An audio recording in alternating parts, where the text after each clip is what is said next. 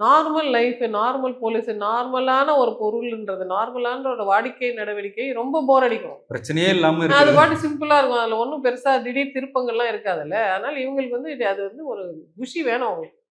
Horror வேணும், thrill வேணும், twist and turns வேணும்ன்றதுனால real லைஃப்ல அவங்க அந்த மசாலாலாம் எதிர்பார்க்குறாங்க. இந்த மசாலாலாம் ரியல் லைஃப்ல இருக்காது. அது பாட்டு அப்படியே தேவேன்னு இருந்தா தான் அது ரியல் லைஃப்ன்றத திரும்ப நம்ம ஒரு தடவ அவங்களுக்கு ஞாபகப்படுத்த வேண்டியது. இப்ப நீங்க சொன்னீங்க போலீஸ் அடிக்கிறத பத்தி. இப்ப போலீஸ்க்கும் ஒரு ஒரு மாரல் எத்திக்ஸ் தேவைப்படுது. கண்டிப்பா, அவங்களையும் நம்ம வந்து கண்டிப்பா. போலீஸுக்கு வந்து அந்த அன்ட்ரெயின்டு நான் மைண்ட். இப்ப பாத்ரூம்ல வழுக்கி விழுந்தாருன்னு கட்டு போட்டுக்கிட்டு எத்தனையோ படங்கள் வருது. ஸ்டேஷன்ல இது மாரி ஆயிடுச்சுன்னு சொல்லி. அது ரொம்ப நார்மலைஸ் தான் பண்றாங்க. ஆக்சுவல் போலீஸ்க்கு குடுக்குற மேன்யூல்ல அவங்க சொல்லி தர விஷயங்கள இப்படி பண்ணக்கூடாதுன்னு தான் சொல்றாங்க. அவங்க ஸ்டேஷனுக்கு போம்போது, இங்க இதான் ரொட்டீனு. ஒருத்தர் ஃபர்ஸ்ட் அடிக்கும்போது தான் அவங்களுக்கு தெரிய மாட்டேங்குது. 2வது, 3வதுன்னா அவங்களே இறங்கி அடிச்சிடுறாங்க. அது ஒரு ஹீரோயிசம் மாரி பண்ண ஆரம்பிச்சுடுறாங்க. இந்தியா முழுக்க ஒரு போலீஸ் வந்து அதே பாணியில அணுகுறாங்க.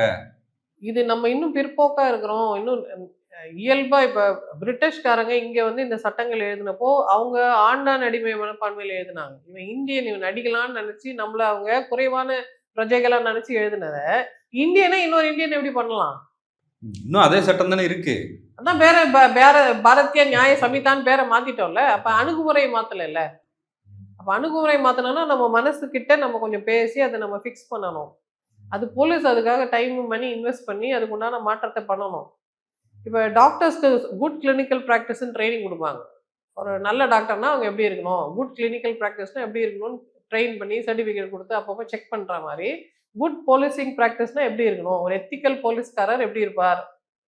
எப்படி பேசுவாங்க? எப்படி நடந்துப்பாங்க? குற்றவாளி எப்படி நடத்துவாங்க? கம்ப்ளைனன்ட் எப்படி நடத்துவாங்க? அப்படிலாம் அவங்களுக்கு அடிக்கடி பயிற்சி குடுக்கணும். நம்ம காவல்துறை அதுக்கெல்லாம் ரிசோர்ஸஸ் அலாட் பண்றாங்களான்னு நமக்கு தெரியல. அப்படி அலாட் பண்ணா இன்னும் நல்ல டெவலப்மென்ட் இருக்கும்.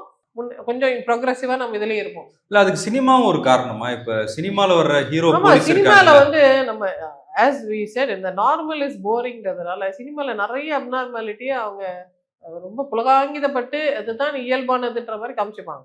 போலீஸ் நான் வந்து ரவுடிகள இறங்குனா அடிக்கிறது. 1 டன் மாரி இறங்குவேன் அப்படிலாம் சொல்ல எந்த போலீஸ்காரர் அப்படி சொல்லுவாரு? ஓங்கி அடிச்சா 1 1/2 ஆ டன் வெயிட்டு. இதெல்லாம் வந்து ஒரு போலீஸ்காரர் சொல்லக்கூடாதுல்ல. அப்ப அந்த மாரி விஷயங்களை நம்ம டைரக்டர்ஸ் எல்லாம் கிரியேட் நம்ம நடிகர்களுக்கெல்லாம் என்ன டயலாக் குடுத்தாலும் பேசிருவாங்க. இது எழுதுறது யாரு? அவங்களுக்கு அறிவு இருக்கணும்ல.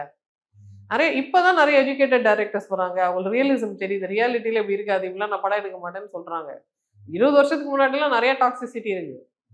நெறைய விஷயங்கள் இப்ப பார்த்து நான் இப்பலாம் ஒரு படம் எடுத்துருக்காங்களே அப்படின்னு நெனைக்கிற அளவுக்கு தான் இருக்கு. பட் இப்பல்லாம் அப்படி இல்லன்றதுனால let's hope for better turns.